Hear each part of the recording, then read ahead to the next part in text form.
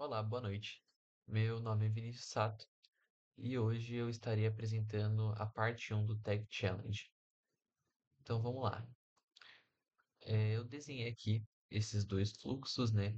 Um de criação de jogo e o outro de criação de usuário.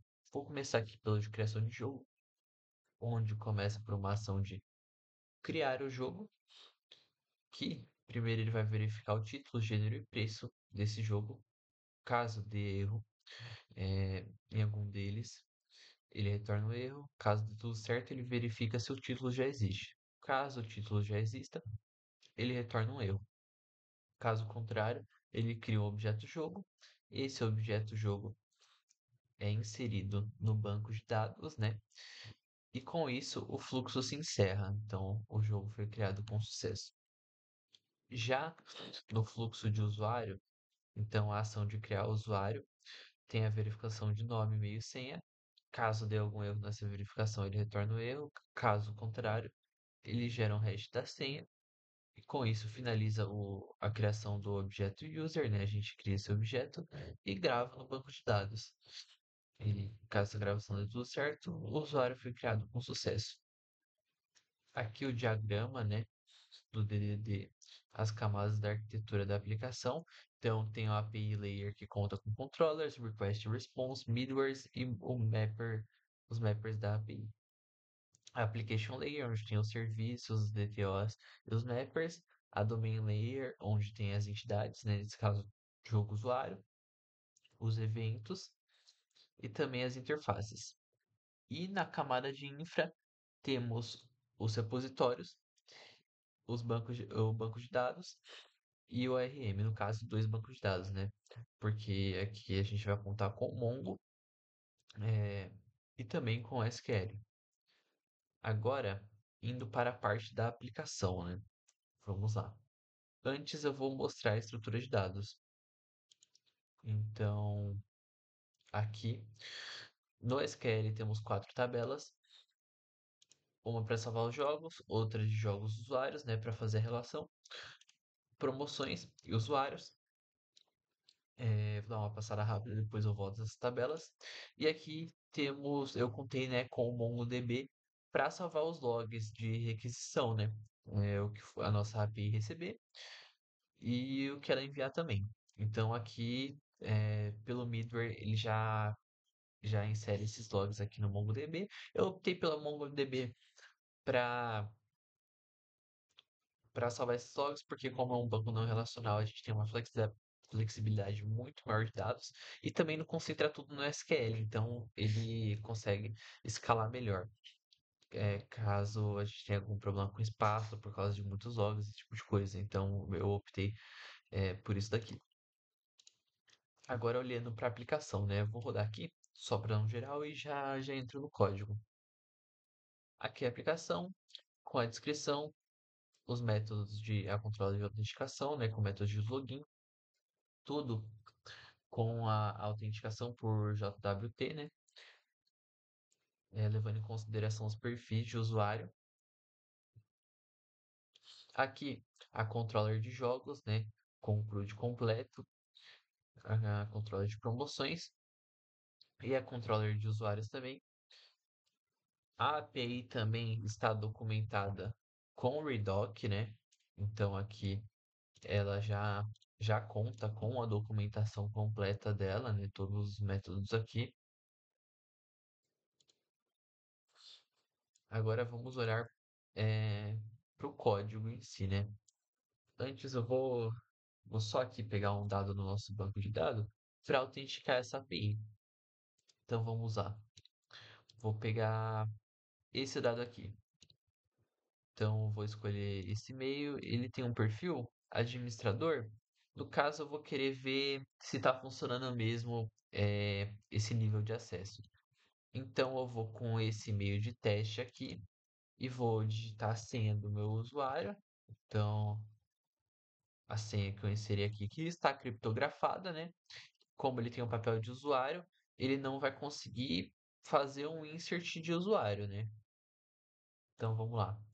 Vou autenticar e a senha desse cara estava errada. Então, Deixa eu pegar esse, que aqui eu tenho certeza que essa senha tá certa. Vamos lá. Aqui. Gerou nosso bear token, né? Agora eu vou autenticar na API. Ok. Autenticado. Como é, esse usuário aqui, ó, ele tem o papel de usuário, ele não vai conseguir fazer esse insert. Então vamos lá. Ó, ele já trata, ó. Você não tem permissão para acessar esse recurso. Isso daqui eu fiz na program. Aqui, ó. Ele já retorna essa mensagem personalizada aqui. Caso eu seja um usuário administrador, né? Eu vou conseguir fazer esse insert. Então eu vou pegar esse daqui, que é um usuário administrador. Isso serve também para jogos, promoções. Então, aqui eu vou pegar o bar token dele, vou autenticar a API. E aqui agora eu vou voltar. É, por que deu isso daqui? Porque é o mesmo e-mail, já está cadastrado. Se eu colocar no set aqui, ele vai. Perfeito, ó. Cadastrou. Se eu olhar no meu banco aqui, ó, já adicionou o usuário novo. Então, isso daqui tá, essa rotina está funcionando. Agora o código. Aqui tem minha controller de autenticação, né? Aqui eu contei com a estrutura de objeto de valor, né? Que aqui eu já faço as tratativas, né? Que é um requisito de validação, né? Tem que ter essa validação de e-mail e senha, né? De mínimo 8 caracteres com senha, contando com letras e caracteres especiais, esse tipo de coisa, né? O e-mail tem a validação aqui, a senha também.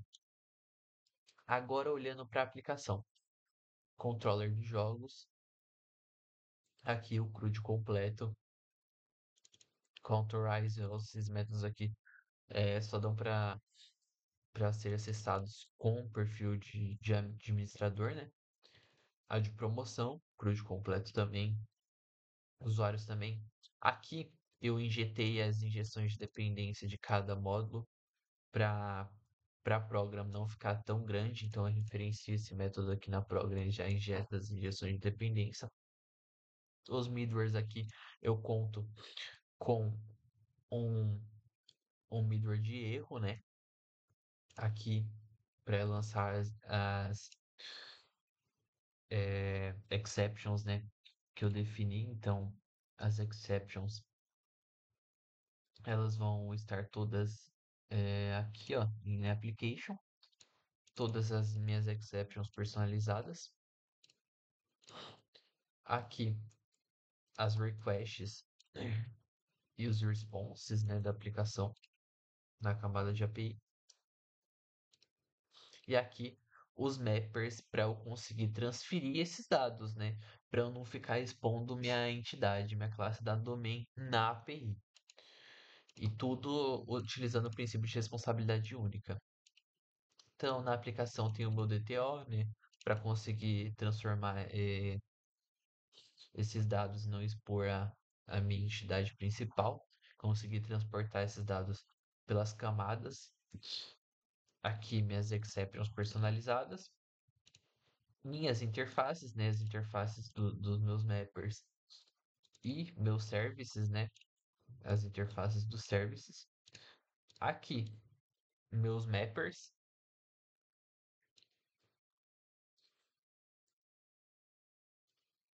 E aqui, os services da aplicação, né? Aqui os de autenticação.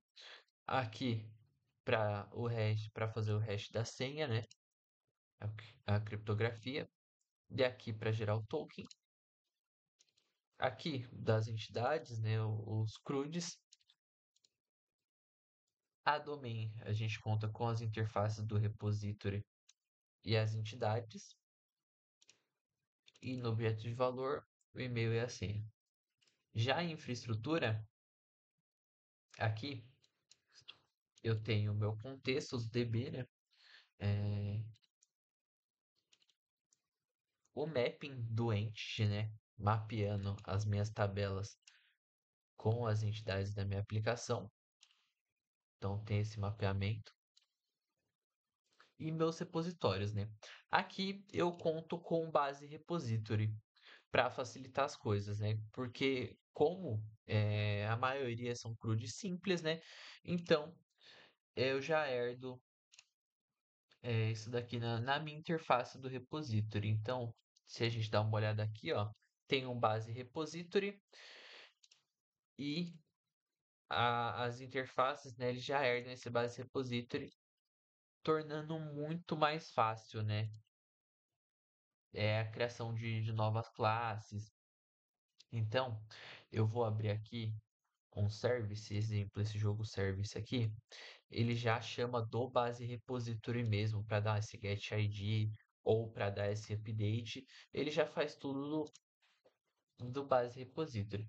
Aí, caso alguma coisa muito específica da regra que não tenha, eu imagino que seja aqui no serviço de autenticação, ó, esse get email, aí ele realmente faz é, no repository dele, né? Ele não usa o base.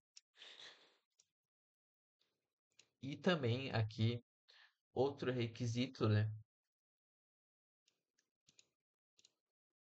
Os testes unitários. Então aqui diversos cenários, né? Deve lançar a exceção se o jogo não existir, deve retornar o dado se o jogo existir. Aqui inúmeros cenários, né? Deve tornar falso quando a promoção não existe. É, vamos pro último também, o de usuário, né? Aqui deve retornar lista. Eu vou rodar aqui para a gente dar uma acelerada. Vou rodar todos os testes aqui, para a gente já ver se está tudo ok. Então, vou executar os testes aqui.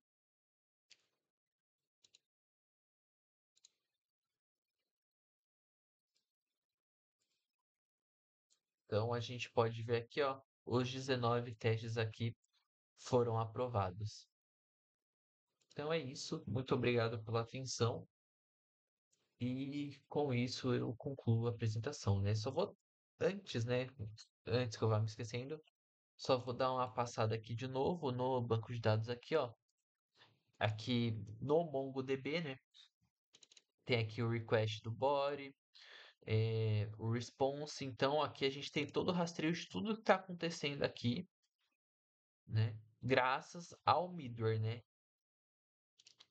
Então tudo que é enviado, tudo que sai da nossa API, a gente consegue graças ao middleware. Então isso também foi implementado. O middleware de erro também para lançar a exceção personalizada. Aqui, ó, na minha tabela, a gente conta com a tabela de jogos usuários para fazer a relação do perfil de usuário com os jogos que ele tem. Aqui os de promoção, né? A tabela de promoção, a tabela de usuários e a tabela de jogos aqui, ó. Essa tabela de jogos, abrindo design para observar cada campo aqui, os tipos de dados aqui certinho. Então é isso. Isso conclui a apresentação. Muito obrigado e até mais.